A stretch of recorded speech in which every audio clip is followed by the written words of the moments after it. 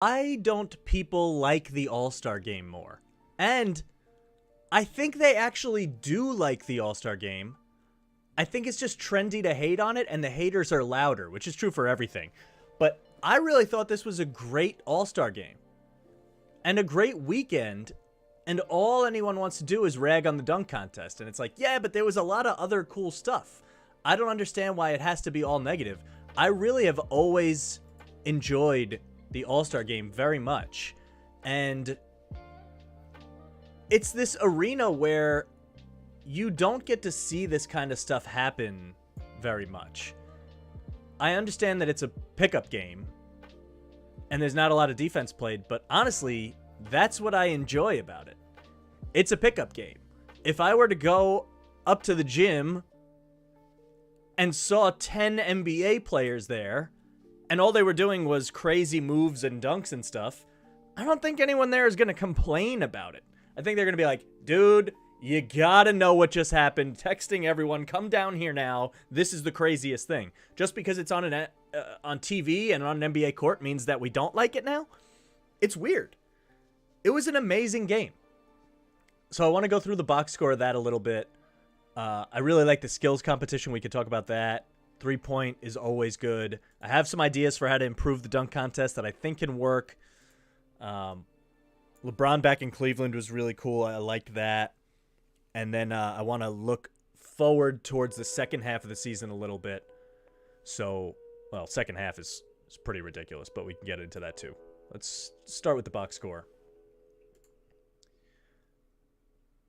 Steph Curry, if you didn't like watching Steph Curry light it up for 16 threes, then, like, I don't know. It would be weird to me if you didn't enjoy watching that. It was so cool. I don't care if he's open. They were 40-footers, and he's drilling all of them. 16 for 23. I don't care if you're open in the gym. That's ridiculous. The stuff he was doing was crazy. I was sad he couldn't get the record. But still, it was awesome to watch. Giannis dropped 30. I had, if you follow, at Mike Mush Sports, we had Giannis 25-plus points and Team LeBron to win. We had LeBron 20-plus points and Team LeBron to win. Didn't take any Curry props, unfortunately. I did take Tatum under. That was good. Doesn't seem like an all-star game player. I took Luka under. He didn't do very much either, which was good. And had Team LeBron minus 5.5. That one didn't hit. But you can't just say the ones you won, or else no one will think you're legit. So follow the social. You'll get picks at the end of this show, as always. We got some NBA picks coming up for when they come back from the break. But on social, you'll get much more. Twitter and Instagram. You can always find me there. Embiid dominated. Not enough people talking about that. 36-10 for Joel Embiid. Pretty wild. And he's not like the traditional guy you would think is perfect for an all-star game, right? But in the fourth quarter of this game, which is what I love so much, it tightens up always. And everyone goes, oh yeah, this is pretty sweet. Why don't I like this? This is a quarter of basketball of all the best players trying to win. Do you want that for all four quarters? I guess you could say that. But every time I watch it with somebody or I'm talking to someone during the All-Star game, I'm like, don't you love this in the fourth quarter? And they're like, yeah. And then the next year rolls around and everyone forgets how cool the fourth quarter is. I'm okay with it being a glorified pickup game that's probably close going into the fourth. It's fine. I don't want people getting hurt. I don't want hard-nosed defense for 4 quarters. That's just going to create more situations where the star players don't want to play. It's too much. They need the time off. So this is a good compromise of getting an interesting quarter out of it at the very least. And I'm satisfied with that. I also like how they went to the Elam ending. It has been awesome for years now. Elam ending needs to come to the NBA, honestly. It would eliminate so much stuff. There's no running the clock. There's no wasted possessions. There is defensive intensity at all times because you know the target score. And then building the whole thing around Kobe, I think it was really fun. The Elam ending being 24 points, or the target score before the Elam ending being 24 points for the fourth quarter. It makes the fourth quarter much shorter and quicker. It goes fast, which is fine. No problem there. Although it impacts the over-under. You got to think about that. I hit the over barely. Barely. I got it at 321. It was 323 total. Quick math. It's on the screen. I get it. And the new Kobe trophy was cool. So I like building it around Kobe because think what you want about him. I'm a big fan of his as a player, and as a person. He grew a lot, whatever, blah, blah, blah. We don't need to go down that road. But he was always competing super hard in the All-Star game. So it's fitting to me that the All-Star game trophy goes around him. So I really enjoyed that. I enjoyed the whole game. It was really cool. The skills competition I found much better. Much, much better. I don't know if it was because they had teams. They've done the shooting stars thing before, and now they kind of combined that with the skills competition. I liked the team aspect, so you had someone to root for. I liked the home team aspect. I hope they continue that. It would actually be cool if the defending champs, like the Cavs, got a team, and then next year's host gets a team.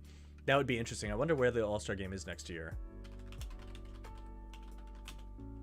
2023. Salt Lake City. So yeah, if you had the Cavs, you had Utah, and then you had like an oddball team. That would be really interesting. Imagine you had like a team with the balls and LeVar had to play. That'd be sweet. Or get Jordan in there and his kids or something. Or a Jordan, LeBron, Durant team or something crazy like that. I don't know. Something awesome. It would be cool. Get Kareem in there. Fuck it. Who cares? But I really enjoyed how the skills competition went. It was much longer and it felt much more impactful and interesting, and it was very watchable. So they're trying to make changes. Like, they are doing stuff to try to make this better. They've adjusted the All-Star game a bunch of times. I love that they're doing the draft. That has worked out a bunch. By the way, LeBron 5-0. It's so funny how, like, that is pretty random, but also when the game is on the line, he gets the ball and hits a buzzer beater. Also, he did draft the better team like 5 years in a row, which is funny because everyone rags on him for being a bad GM, you know? But I thought that was an interesting note. So I think the NBA deserves credit for, like, even also, if you don't like it, just don't watch it. Why does everyone have to hate openly about the All-Star game? It feels like this hot button issue. Everyone has to have an opinion. It's like, just, okay, it's not for you then. But it is for a lot of people. So I really enjoy it. I think it's on the upswing. The three-point contest is what it is. I don't think we really need to talk about that. It's fun. It's cool that Towns won. I started looking at, he said he was the best big man shooter ever. And I started looking at his stats, and I'm like, all right, but is that real? And he's a 39.6% free throw shoot. I mean, 3-point shooter. And then I looked at Dirk, and I'm like, well, Dirk has to have that beat, right? Nah, man, he doesn't. 38%. And if you got Dirk beat, I didn't go down the list of, like, trying to find the best big man shooters ever. But, man, if you have Dirk beaten, that's pretty good. 83.3% from the line is a good indicator, too. Dirk was 88%. So better, but Towns still got a way to go and could improve from there. So it's fascinating. I don't think of him as just a shooter. I guess that's why, because he's so skilled all over the court, but he really might be one of the best big men shooters ever. And that record will get broken and broken and broken as the big men become better and better shooters, of course. But I can't think of anyone else currently that's a better shooter as a big than he is. I wonder what Embiid's numbers are like. We can look.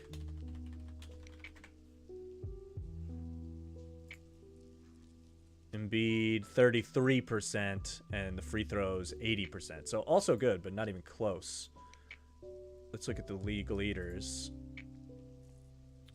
3-point percentage. I mean, PJ Tucker cannot be number one. How? Really? That is wild for a guy that everybody thought was a horrible shooter for so long. I guess it's because he only spots up in the quarter and is never guarded. But still, that's crazy. Luke Kennard, Grant Williams, Doug McDermott, all these guys are not necessarily bigs, right? Like, you can call Doug McDermott, I don't know, what is he, 6'8"?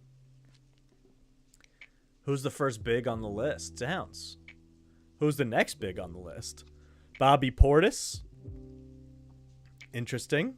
Not going to call him the best big man shooter of all time. Gallo, not really a center. Kevin Love, I guess. There really aren't many, though. For as much as you say that stretch shooters are important in the big spot, which they are, you still don't get a lot of actual centers that are this high on the list. So that narrative is a little bit bizarre. I mean, even KD is shooting 37%. Not to say that Towns is a better shooter than KD, but, you know, there's some numbers here. that are interesting to look at, and they've been pretty consistent throughout his career. So I thought that was, it caught me off guard at the very least. 3-point contest doesn't need to change. I think, I don't know how I feel about the extra ball being deeper, but I kind of wish there was a deep rack, you know, but that might favor some guys over others, which I think is fine. But they're always tweaking that too. It's good.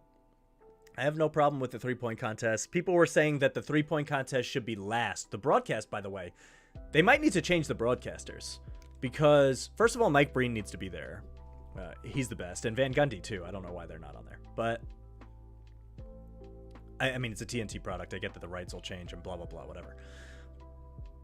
I didn't really love that Reggie Miller and Dwayne Wade and them were just crapping all over the product the whole time. Especially during the dunk contest. Now, look, like, the dunk contest wasn't great.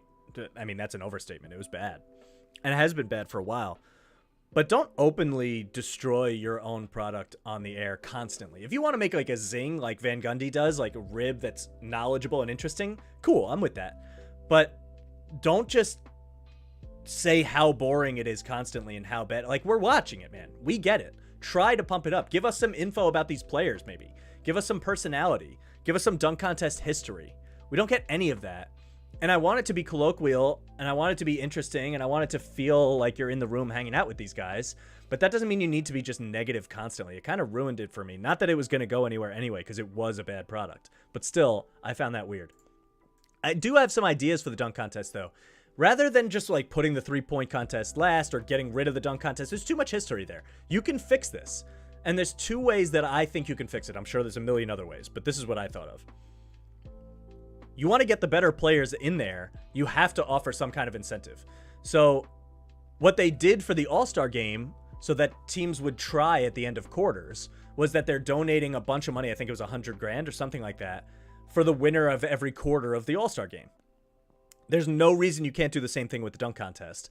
To give a massive amount of money, just sign up. They used to have Sprite and Kia as the sponsors, and they were plastered all over the place. Some company will pay up $500,000 or whatever it is to get LeBron James and Ja Morant in the dunk contest. You know what I mean? It doesn't matter who the players are. Someone will say, if you can get the big guns in there, we will donate X number of dollars to their charity.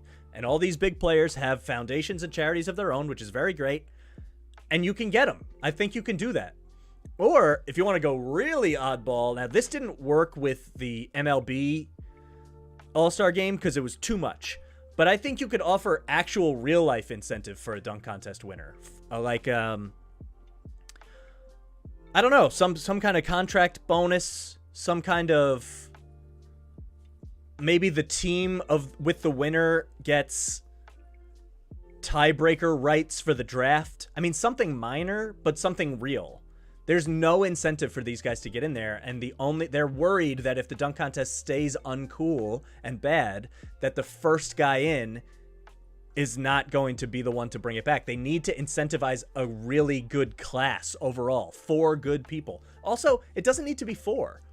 Extend it to 8 if you need to, and just give them shorter time frames and not as many dunks. Also, you just need to take misses out of the equation. You miss, you're out.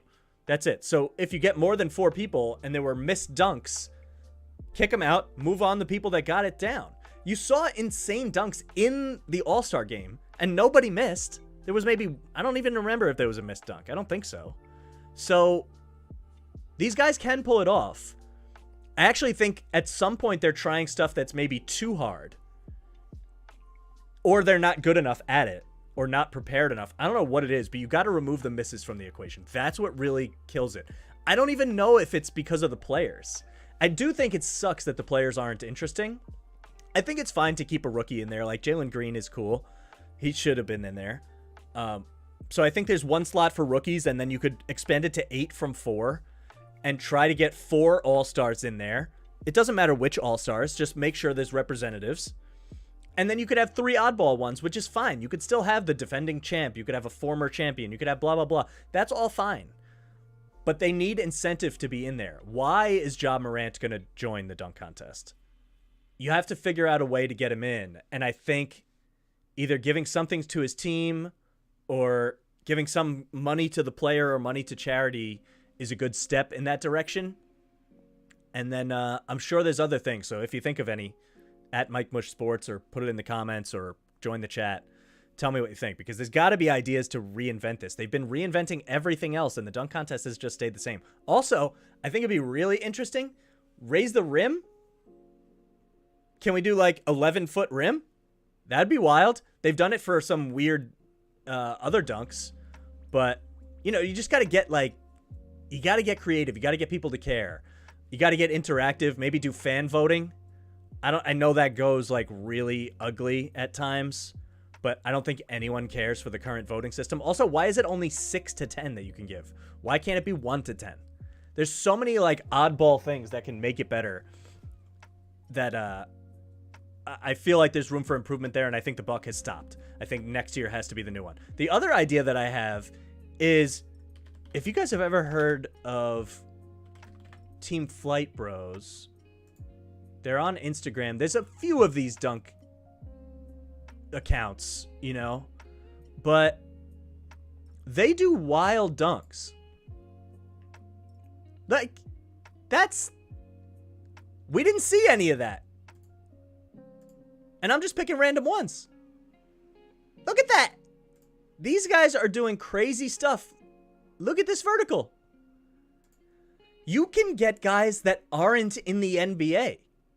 If you want to go the complete other route, go with some interesting players that you can build personality around on social media. Start sharing in advance. Hype it up. Give their practice videos out on social. Get people interested before the game ever starts, which they're not doing with Obi Toppin. You know what I mean? No offense, I like Obi. I'm a Knicks fan. But it's not moving the needle. And if you can't get the superstar to do it, like I just suggested, then maybe get some of these Instagram personalities to show off the stuff they can do. This is what they do. They don't play ball. I mean, I'm sure they play ball, but they just master dunks. And they go do showcases like this. I mean, look at that. Look at this. It's crazy. So why don't we just leverage this? You could get some G Leaguers in there if they're worthy, whatever. But these guys are doing insane stuff to the point where they're the captures for a lot of the dunks in the 2K games. Look at this. This guy went from just dunking in the backyard to being the mocap. I mean, look at that dunk. That's ridiculous. So I think there's an idea there where you can have non-NBA players be in the dunk contest. And if this is your last straw, right? If you believe that there's no way of fixing it, there's no way of getting the superstars in, or even if you can get the superstars in, reserve one spot for the everyman. For, not the everyman, I mean, I can't dunk, although in my dreams I can. But even if you stay as 4, you have Team Flight or whoever it is, the Instagram personality or the internet personality, try to take down the pros. That's also interesting. So there's an angle there too. I just think there's a lot of work that can be done that they haven't yet tried, but since they've tried to evolve all of the other aspects of All-Star Weekend, I think they're going to do it next year, and I hope they hear this video and check it out. Subscribe, by the way. If you're Adam Silver and you're watching this, you know, hit the subscribe button, man. It helps. Helps the algorithm. Leave a comment. Leave a like. Do what you can. Tell your mom and your dog. What about Bron showing so much love to Cleveland? Is it obvious now that he's going to go back after this Lakers thing ends? He's seeing the writing on the wall. That'd be cool. Honestly, Cleveland did a great job of hyping up the All-Star game. They have a really good community. They love basketball. I thought that was it really worked well for an up-and-coming team. I hope they get another one, and I hope other smaller markets can follow suit. But how about the Bron and Bronny thing? People are reporting this like it's news. Bron said that forever ago that he wanted to play with his son. Now I guess it's getting so close that people are like, oh yeah, I forgot that was a thing. I think Bronny James is 24 draft class, not 23. Is it 23?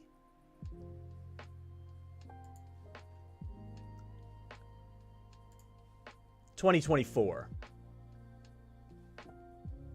Unless they change the one and done rule with college, which really could be done. They've been talking about it forever, but it just never gets done. So it's hard to find info on Bronny to really talk about this. I mean, you can watch him play. There's not a lot of stats. He's 5th ranked among shooting guards 2024. I don't think he's like a surefire lottery pick, but also you wouldn't know if someone is a surefire lottery pick this far in advance. It just doesn't happen generally. So this site, I mean, NBADraftRoom.com, 2024 mock draft. Do they have him here? Bronny James Jr., 26th overall. Right? So that'd be funny. The interesting thing is, will teams take this so seriously that he will fly up draft boards? First of all, he might fly up draft boards anyway. But will he fly up draft boards just to get your shot at LeBron? It's like when LeBron was going into the free agency year of the decision, and everyone, Knicks included, but there were like 10 teams that cleared $50 million in cap space just because, like, we might have a shot. And I could see that happening all over again, even for a late stage LeBron. Someone gives him a supermax and overdrafts Bronny by 10 spots just to have it happen. And I definitely think that's going to happen. So all the people talking about, like, look, we don't know what's going to happen to him as a player between now and then. Either of the LeBrons, I guess. But I really have a hard time believing that Bronny, unless there's serious flaws in his game, he's big, by the way. He's like 180, 190 pounds already. I have a hard time believing that he's going to last till 26 when you know you have a shot at LeBron. It doesn't make any sense to me.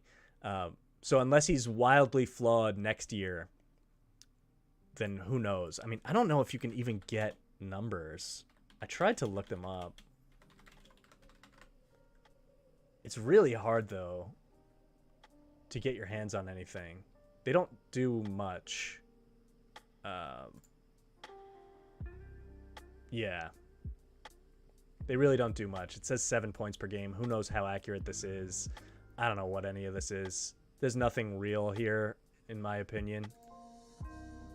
I don't think you can get those kind of numbers. I think I saw that the coach doesn't want the numbers to be out there because it's giving the wrong idea to some of the players, so which is really silly in my opinion, but we'll see. We'll see what happens with that. I just foresee next season there being some, I don't know. Do you need to tank? Is he not a top pick?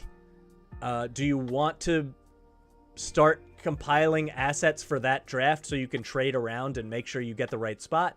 There's going to be this weird thing where everyone is underplaying how much they want Bronny because of the flaws in his game. And then all of a sudden he's going to get picked 8th. And you're like, oh yeah, right.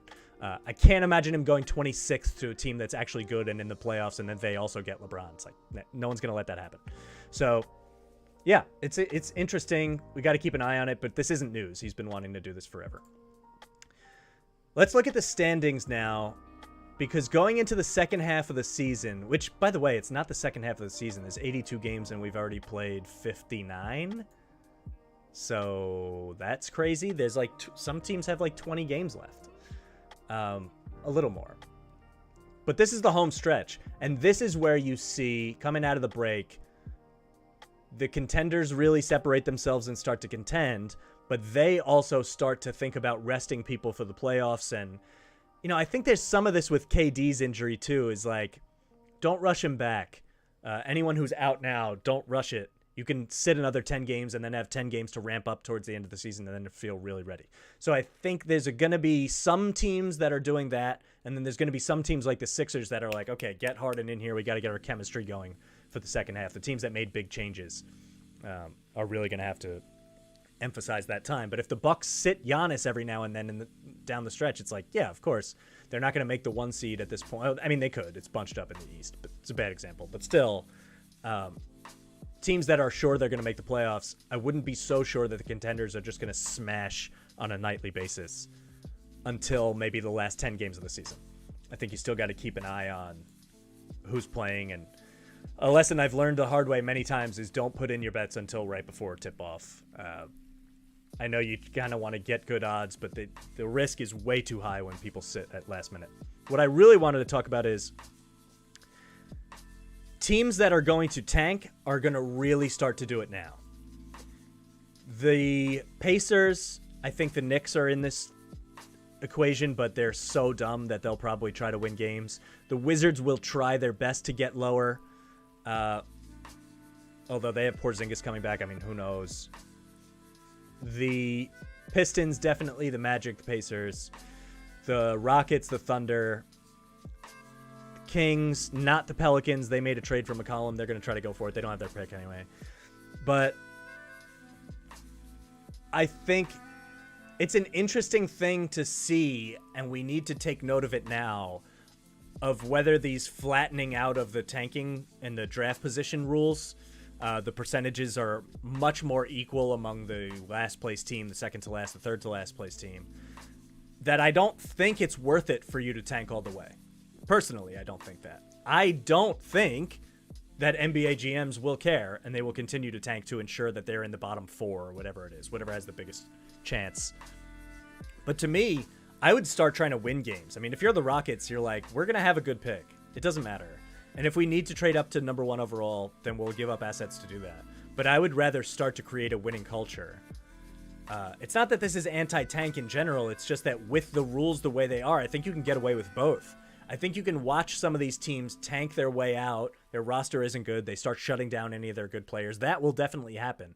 But you can also still try to win games for next year because you don't want to be tanking again if you're everybody. I don't believe in this like multi-year tank generally, unless other circumstances happen. So I'll be intrigued to see how NBA GMs adjust and whether we see really bad tanking start now, because normally this is the point in the season where the bad teams start to drop to really bad status. And I think that will still happen. I just want to keep an eye on it with the new draft rules. And also, this is about the time where buyouts are going to start. So if we look at Magic, Pistons, Pacers, Knicks, we probably have to go to Spotrac for these, actually. So let's go one at a time.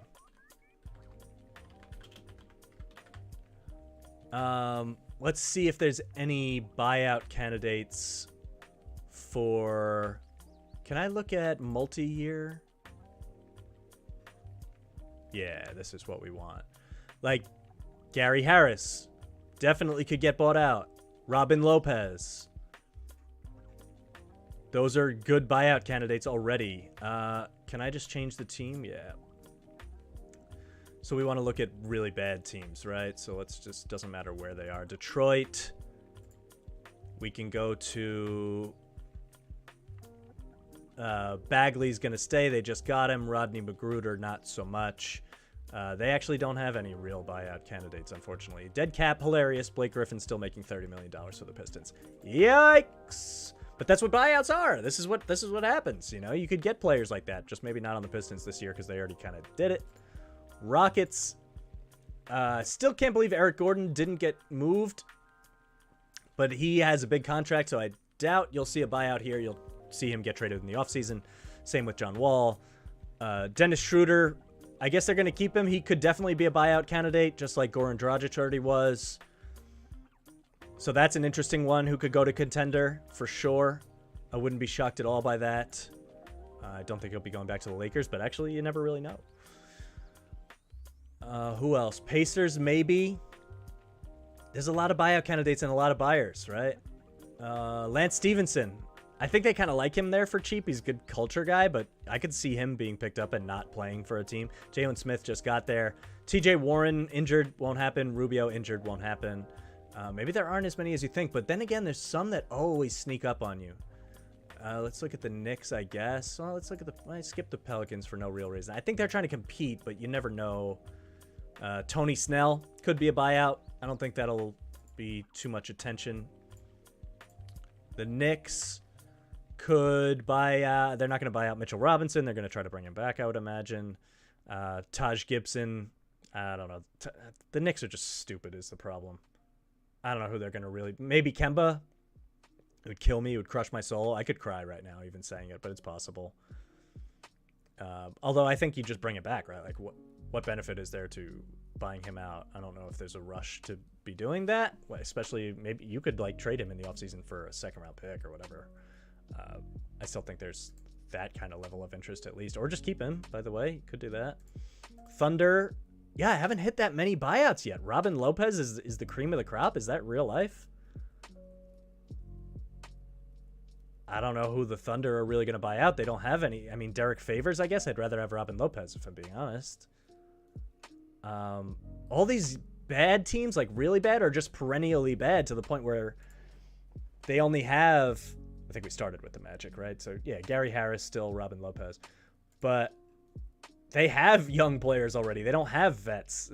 Vets being on bad teams is kind of becoming a thing of the past, to the point where I wonder if buyout season becomes less and less impactful. I'm only just realizing that for the first time, but it's possible. The Blazers could be buyout candidates, but they made so many moves already that I wonder if they have anybody there to even do it. You're not going to move Nurkic that way. I mean, maybe, but why? I don't know. I never really know why. If you want to open up minutes for younger bigs, I guess, but they don't have any unless they want to start playing Greg Brown at center. And they are trying to tank, so there is some of that. Like, all of this is connected, right? If tanking becomes less prevalent, does buyouts become less prevalent? It's possible, because you're like, well, we don't care. Let Nurkic go play well, like whatever. But I guess he is a possibility. Ben McLemore, no one's going to want him. Eric Bledsoe is under contract next year, but it's not guaranteed. I don't know. Maybe someone would want him. The Blazers could be buyout candidates for sure. Kings... I mean, after the Halliburton deal, I don't even want to look at their roster. Jeremy Lamb, not going to get much attention. Jackson, although I think Lamb can still score. I think they're going to just keep him as a project. I don't think there's anyone here. And Wizards would be the only other team, probably, unless there's some weird stuff that happens. Thomas Bryant, maybe. Maybe he could be a good big for somebody. And Neto. There aren't that many. I wonder if it's just going to be a low year. I think the Magic are the ones to look for. I think Gary Harris can play defense and be a 3-and-D guy. Like, if they wanted to buy him out. But I guess the thing is, like, why are the Magic buying him out? Right? Like, what reason is there them... They can just sit him on the bench. That's what I never really understand about this. Is, I guess if he's a headache, you want to get him out the door. But he's been playing, and he's been okay. I don't know. I don't know what they do with this. I mean, you can't get anything for him now, and you're not going to bring him back. So that's a situation where you could want to get your younger guys more time and stop playing Gary Harris. And for that reason, maybe you just do buy him out and cut him and let him go somewhere else as a favor. So if the Lakers could get their hands on Gary Harris, I'm sure they'd be playing him. I don't know if that makes them better, but it's a thing. And same for Robin Lopez. Like, you don't want him clogging minutes in front of any of your bigs, right? You'd rather play Bamba permanently and Wendell Carter. So yeah, these are the two that I see the most, and any of the other ones we named, I don't know, maybe it's going to be a low buyout season, which I think would make people happy, because I think people are sick of buyout candidates just going to good teams and kind of revitalizing themselves like Blake Griffin did last year, although you see like it's a flash in the pan. He's kind of still toast. So I wonder how that goes. I wonder if they change the rules about that. I kind of hope they do. I hope that anyone bought out maybe becomes ineligible for playoffs that season. That's a simple one, although it's punishing the player a little bit. But in that scenario, they would just not get bought out, right? So that doesn't really fix the problem. It stinks for the player, but it also brings back some legitimacy to the league, which I like. I don't really have a huge issue with the big teams gobbling up these players once they're cut, because, of course, that player should go wherever they want. But I just don't want it to spiral out of control. In the last couple of years, it's been bigger. And I guess it depends on contract status. Every year, it's going to be different. But I hope the league puts something into play where...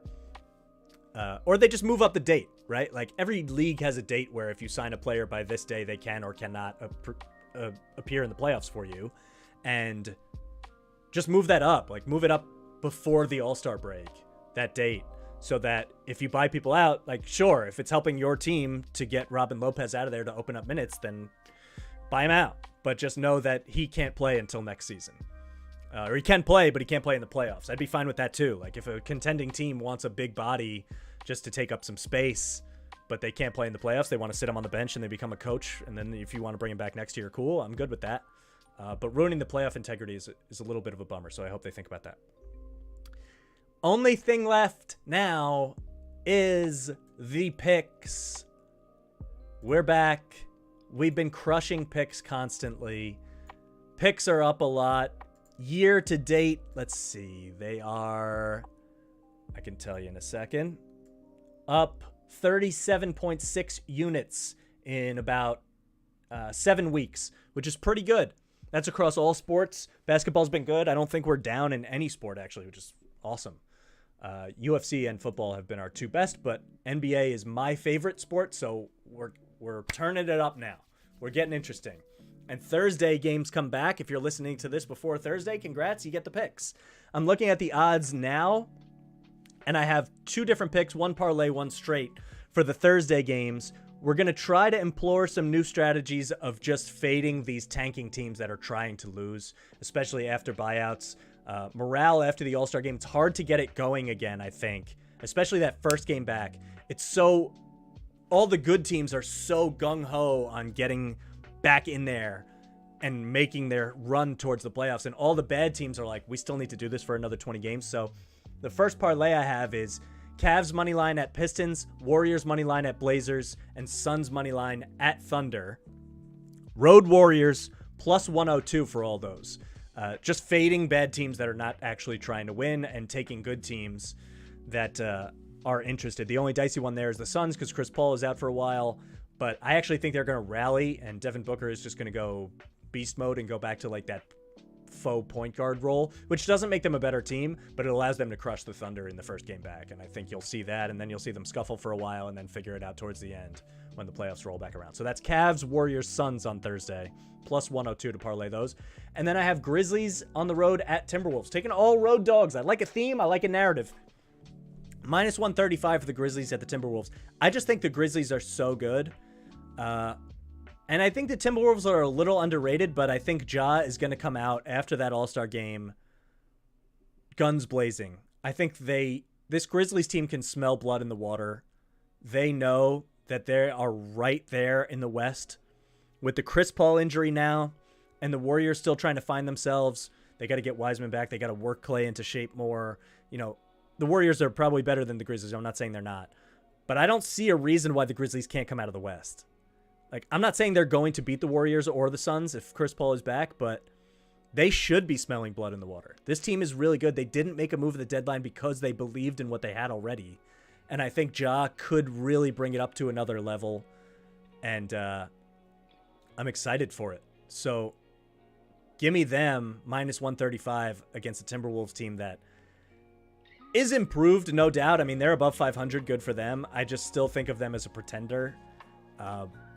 Because I think Edwards needs one more year. I think next year they could be interesting if they replace D'Angelo Russell with somebody else. I don't like Pat Beverly.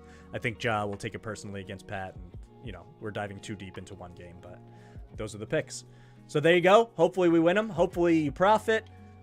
Hopefully we see some buyout stuff start soon, but not too much. I like the ancillary players. Some role players would be interesting. I'm down for that.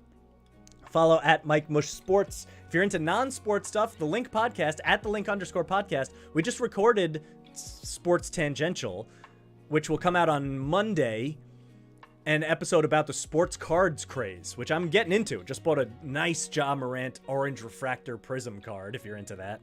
Really cool. And so maybe that's why I'm subconsciously on the Grizzlies also. Who knows? But I got that episode coming out on the Link Podcast, at the Link_podcast, if you're into that kind of stuff. And of course, subscribe, like the video, leave a comment, join the chat when we're live, blah, blah, blah, share it, do all the stuff. Follow at Mike Mush Sports. Tell everyone about it. Come back when we're live next time by hitting the noti bell so you know when I'm live, and we'll see you there. Peace out.